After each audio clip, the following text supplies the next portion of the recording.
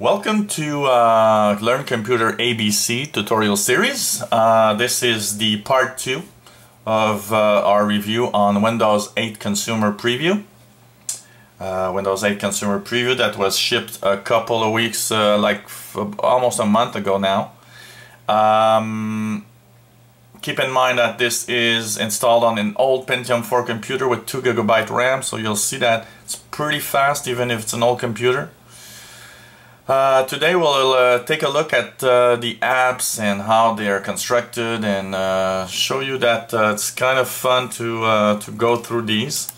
And first things first, some of you that actually want to go on the internet, well, on Windows 8 it's going to ship with Internet Explorer 10. So this is a preview of Internet Explorer 10 that we have here. In Windows 7 and Windows Vista we've had Explorer 9 for a couple for many months now. And Windows 8 will ship with a new version of Explorer, that's Explorer 10, and we'll take a little look here at Explorer 10. So if we go and click on the Explorer icon or tile, because it's not an icon, these are tiles. Remember that this is the Metro interface.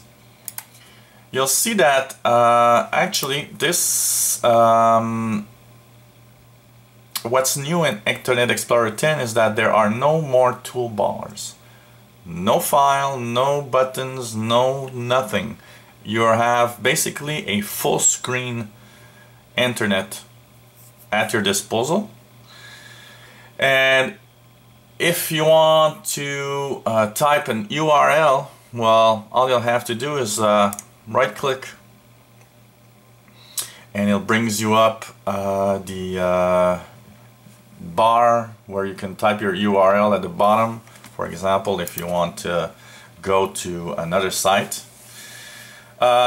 What's very nice is that you've got this frequent and you've got this pinned section here in the Internet Explorer, and the frequent will keep 10 of your most recent visits on the web, and the pinned is the ones that you actually, it's equivalent of the favorites that you used to have, but you'll pin the tile of the website that you want to have here on the pinned. And to pin your site, you see that at the bottom right there's a little pin right next to the refresh and to between the refresh and the tools option. So if you click pin, you can give it a name and you're gonna pin to start. And what does that mean is that now when you go here you have a pinned Google, and this is pretty nice, so you can actually have your favorite sites here. And of course you've got the frequent website that you visit on the left. This is a beta version of Internet Explorer 10, so it does not have Flash, and there are no Flash versions that actually work at this time from the Adobe website. So probably this will work better when it actually comes out in this late October or in November. We'll surely have some Flash available, of course. And with Internet Explorer, as any other tiles, when you want to go back to the desktop, you actually just press the Windows key, and this will bring you back to the desktop.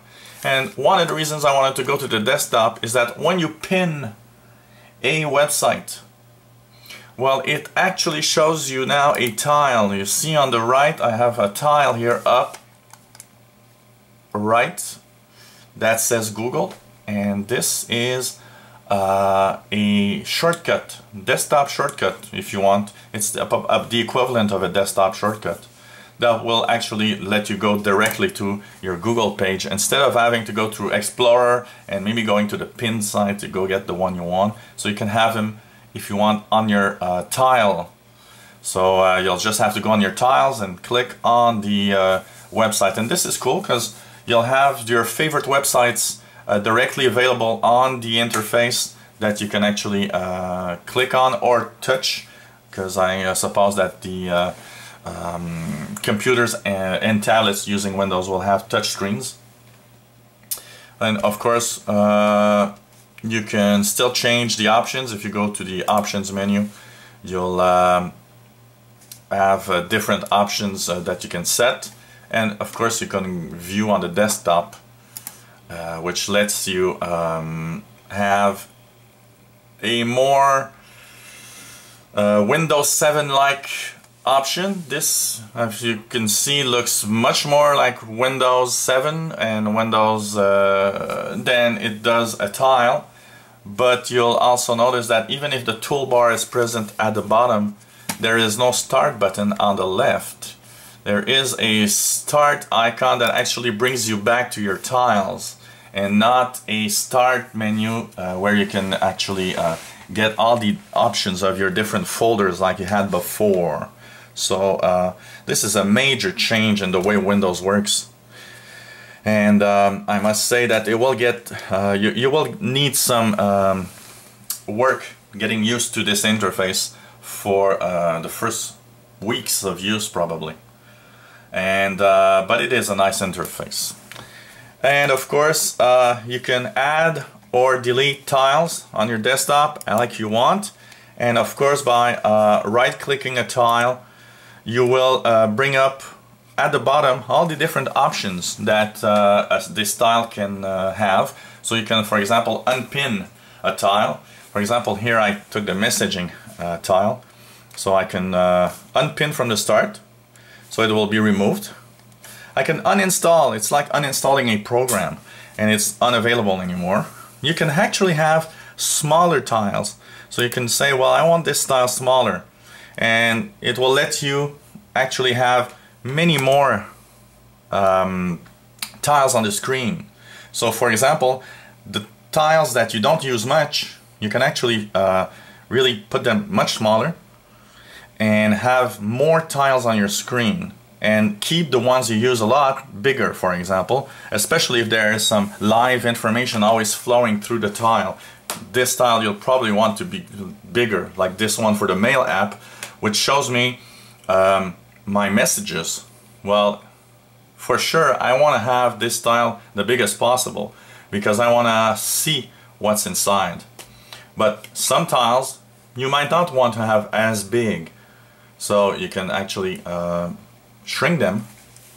And of course you have at the bottom a button where you can check all the apps available at this time on the Windows 8 Consumer Preview. So lots of stuff here. And of course we'll have in part 3 of this video, we'll check a little more and go on what looks like the desktop and go under the hood in the part 3 of the Consumer Preview videos. So of course every time you want to go back, the Windows button on your keyboard is the major button. This is now the center of your computer. That's where you come back to your tile screen.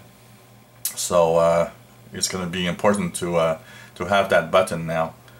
So look forward for the part 3 where we'll actually have a look under the hood and see if what we had before is still there and if it still can be customized like we want.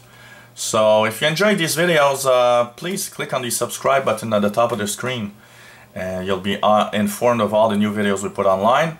And if you enjoy, if you have comments or suggestions, they're always welcome. And please, you can email us at learncomputerabc@gmail.com.